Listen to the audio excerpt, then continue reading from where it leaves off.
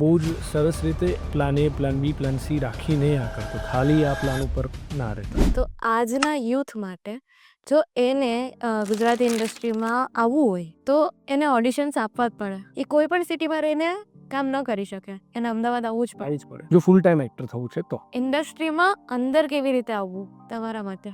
I think પહેલાં તો બધું જ કામ છોડીને આ કરવું એવું બિલકુલ ના કરતા, એ ભૂલ જ ના કરતા. હું ક્યારેય એવું સજેસ્ટ નહીં કરું કે તમે ફોર એક્ઝામ્પલ મોરબી રહો છો કે રાજકોટ રહો છો કે સુરત કે વલસાડ કે નવસારી કે બરોડા પાસે કે હાલોલ પાસે રહો છો અને તમને એવું છે કે મારે ગુજરાત ઇન્ડસ્ટ્રીમાં જવું છે, મારે એક્ટર કે એક્ટ્રેસ બનવું છે કે રાઇટર કે ડિરેક્ટર બનવું છે, તો હું અહીંયાથી ત્યાં શિફ્ટ થઈ જાઉં પહેલાં તો અમદાવાદ. ના, એવું ભૂલ ના કરતા. એનું કારણ એ છે કે આપણી ઇન્ડસ્ટ્રી બહુ જ સરસ રીતે ઇવોલ્વ થઈ રહી છે, બહુ જ સરસ રીતે ગ્રો થઈ રહી છે, પણ થઈ નથી કંઈક. પેલી અંડર ડેવલપ, ડેવલપિંગ અને ડેવલપ્ડ કન્ટ્રી છે, અને આઈ થિંક આપણી ઇન્ડસ્ટ્રી હજી ડેવલપિંગમાં છે. મુંબઈ જેવું સેટઅપ નથી કે જ્યાં તમે એક ચોક્કસ જગ્યાએ જાઓ એટલે તમને ઓડિશન્સની લાઈન દેખાય છે. એવું નથી હજી. તો એના માટે શું કરવું? તો એના માટે તમે જે તે જગ્યાએ છો પહેલાં ત્યાંથી કરેક્ટ લોકોને અપ્રોચ કરો.